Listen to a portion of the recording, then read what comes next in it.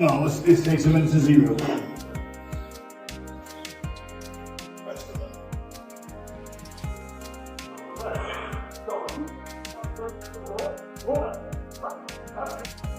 Getting with a real boxer, real world champion boxer. That the only other time he was in for the defense to get mad. With Gervonta Davis has set the boxing world ablaze with a jaw-dropping transformation ahead of his highly anticipated fight with Jake Paul. Known for his explosive power and compact frame, Tank is showing up in a way that has fans and analysts talking.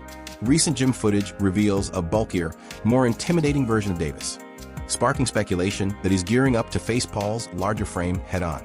With his usual ferocity, Davis is clearly taking his preparation to a new level as he inches closer to the clash.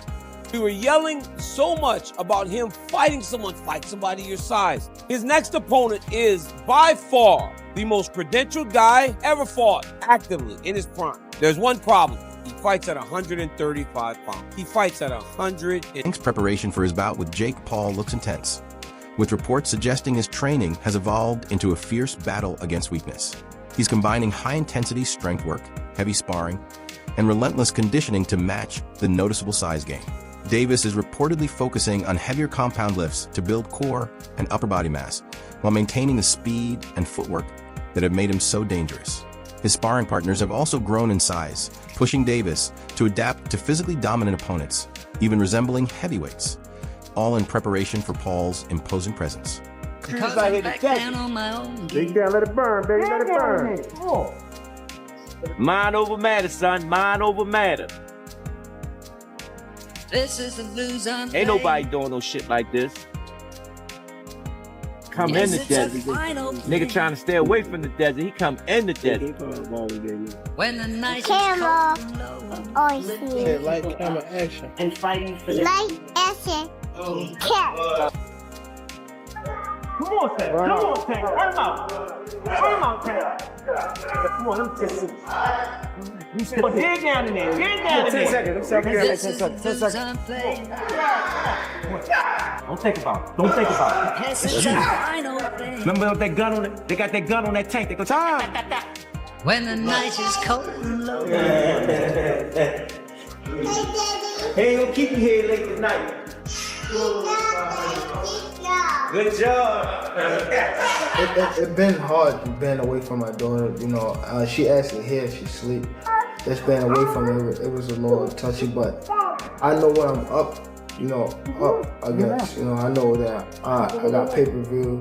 You know, I know I'm fighting a tough opponent, so really I know how to lock in. I know how to shy away from everything. I know how to, I know how to fool around.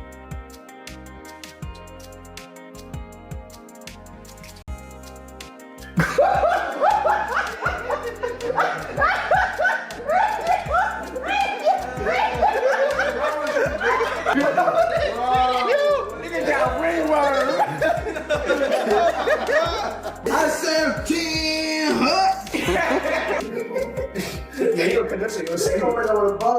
Nah, don't do I can't go on TV looking like that. However, Jake Paul, a fighter naturally heavier than Tank, will bring a significant size advantage to the ring. The weight limit for their fight stands at 195 pounds, with both competitors using 12-ounce gloves. Davis, who normally competes around 135 pounds, faces an enormous challenge in closing the gap between himself and Paul's frame. This has left many experts and fans questioning whether Tank's trademark speed and power can be maintained at a heavier weight, especially when facing such a physically dominant opponent. Jake Paul, Tank Davis fight got moved to Miami. I think Jake wins. Jake's just so big, dude. I think Jake wins. This is different because it's similar. It's similar to Logan versus Mayweather, but Jake has better Paul boxing. now obviously is way more advanced than where Logan was at that moment in time. I mean, Gervonta it's is just fucking sick. I mean, yeah. No, but dude, Did you Jake. ever watch his highlights? Jake can He's crack, nasty, man. bro. He's so sick. He's I love nasty. that guy, bro. Tank is not the guy that knows how to sell a fight. Tank cannot sell a fight in his own division. You have the Paul brothers and they come over to boxing. Their idea from day one is we don't have the skills or the experience. What we're gonna do is we'll take on the absolute best guys, but they're gonna spot us some pounds. Tank has one job to do, that it doesn't make any difference, that boxing is a real sport. My skills versus your skill, of which I am an abundance of and of which you have none of. Tank is telling anybody that will listen that there's a size problem. My skills and my experience in boxing, I do not have to wonder who's in the bar tonight. Any bar I go to, I rule the bar. No, it turns out that you don't. Just need some big guy to corner you, apparently. Boxing has never stood its ground. Boxing has never been able to explain why Floyd needed a half hour to get rid of a guy who's never boxed before. Tank Davis has already began this. When you choose a dum-dum, don't be surprised when he goes out and acts. UFC President Dana White had some strong thoughts about the potential Davis-Paul matchup. White believes the fight doesn't generate much excitement, despite its massive potential for Tank, with Davis's reputation taking a hit recently. This match might be his chance to regain some of the limelight and recover financially. White acknowledged that Paul's size, strength, and natural athleticism could overwhelm Davis, smothering his technical abilities. While Tank has a powerful skill set, this fight may turn into more of a test of endurance as Paul's physicality threatens to neutralize Davis's explosive advantages. Is picking Jake Paul to beat Gervonta Davis. This is not a fight that I'm excited for at all. I would rather have Gervonta Davis fighting in a real boxing match against the likes of Lamont Roach, Shakur Stevenson, Keyshawn Davis, Emmanuel Navarrete, anybody that is in the 135-pound division and around. That's where I want to see Gervonta Davis fight. However, we live in a world where everybody is trying to do things as big as possible. And the biggest fights possible right now, unfortunately for the sport of boxing, is an exhibition fight between Jake Paul and Gervonta Davis. So I do like it for this reason, though. I like it because it is allowing Gervonta Davis to have a fight that is going to be big and that the mainstream media is going to have to cover, the mainstream media outside the world of boxing. Gervonta Davis has been, without a doubt, blocked, having venues blocked, having fighters, having other promoters paying fighters away to go different directions from Gervonta Davis. So Gervonta Davis was in a bit of a hole. And he gets an opportunity to fight Jake Paul for $200 million or whatever. I don't mind it at all. As long as Gervonta Davis comes back to the world of boxing after he gets done with this, hey man, you got your money, no worries. But you gotta love Dana White having the audacity to pick Jake Paul in this fight and says something to the effect that, hey, he was talking to Logan Paul and said, hey, when you were fighting Floyd, you know, there was this, you're a gigantic guy, big size difference. There was a time when Floyd Mayweather Jr. had an overhand right that landed flush on Logan Paul. Mike Perry, a bare-knuckle fighter and former UFC star, didn't mince his words when discussing the upcoming Tank versus Jake fight. He blasted Davis for choosing what he viewed as a cash grab over real boxing challenges, questioning whether Tank's drive is still as fierce as it once was. Perry suggested that Jake Paul might actually have the edge in terms of work ethic and ambition. His bold remarks sparked fresh debate about Davis's motivations, leaving many wondering if the world champion still has a hunger to continue climbing the ranks or if he's just chasing the spotlight and a paycheck. Jake is big. Tank has a lot of skill, but I don't think he's the same Tank that we saw the most incredible knockouts. We saw him, Lamont Roach performed great. They went to draw, and, I just don't know. And Tank walked away. I don't know if he loves it enough to beat a guy who outweighs him by 82. When Tank Davis and Jake Paul faced off, it was clear that Davis was feeling the pressure. His body language seemed tense and uncharacteristically uncertain. With limited eye contact and awkward composure, it was hard to ignore the reality of the situation. Davis was about to face an opponent nearly a foot taller and significantly heavier than himself. Fans and analysts have been debating whether this unease is a sign of doubt or just Tank staying focused for the challenge ahead. Either way, it was a rare glimpse into the vulnerability of a fighter who's usually known for his confidence. Tank looked very uncomfortable facing off. He just did. I've seen other face-off this Tank done. He gets in their face and they're intense and he looks good. He looked very meager up there. You've had 8 fights and you're gonna go tangle with Tank Davis. And the story instantly comes out. Jake is so much bigger. There is such a compliment to Jake within that insult. It is meant to be an insult. It is meant to take away from a potentially glorious moment for Jake. But where the compliment comes is it means the public believes he's gonna win. That's what. Boxing analyst Eddie Atlas wasn't shy about weighing in on the face-off between Jake Paul and Tank Davis. He jokingly remarked that Tank would need a ladder just to reach Jake's chin due to their stark size difference.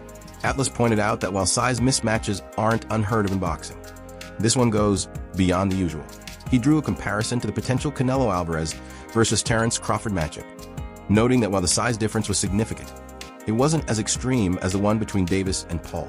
For Atlas, this fight seemed more about spectacle than sport, setting the stage for a highly unbalanced showdown. Things, right? They should also have like the size of the ring, the size of the glove, all that stuff. Particulars should be in the contract, but I would probably look for one thing that is not the common thing to have in a contract if I'm Tank. A ladder. A ladder. Can I get a ladder? Somebody? You know what I mean? Hey, look, all kidding aside, if he hits him on the chin the way he can punch, Jake might be doing a dance. You know what I mean? Not voluntarily either. But we'll get into that more later. The thing that I'm talking about right here is what you said. It was stark. The size difference was really, you couldn't ignore it. We understand the talent difference, the experience difference. We understand all of that. But the size, the pure, and we understand small guys can beat big guys. We just saw Crawford do it to Canelo, but you know, a little different. The size difference was, I mean, it was eye-catching, jaw-dropping, and it made me think. And I'm gonna ask Richie, our man here who's doing all the taping, who does such a marvelous job.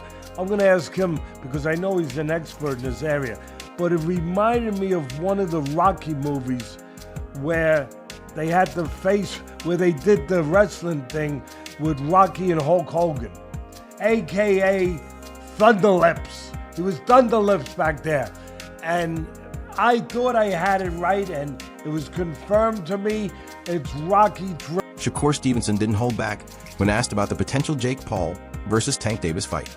He called the matchup terrible for the sport, arguing that it's more about money than a true test of boxing skill. Stevenson pointed out that the extreme size disparity makes the fight more of a spectacle than a competitive contest. He emphasized that, from a sporting perspective, the fight makes little sense, and he believes it's pushing boxing further away from its roots. Maybe he'll fight Jake Paul instead. What do you think of that? I think that's terrible. Why? I mean, I get it, because at the end of the day, it's the money business, and you want to make the most money, but from what I'm hearing, he can make more money in a fight with me, and if that's the case, why not fight me? Sure. Do you think he beats Jake Paul? Do I think he beats Jake? Yeah. I mean, it's a huge size advantage, though. It is, but I think Tank got the skills to make sure he come out on top.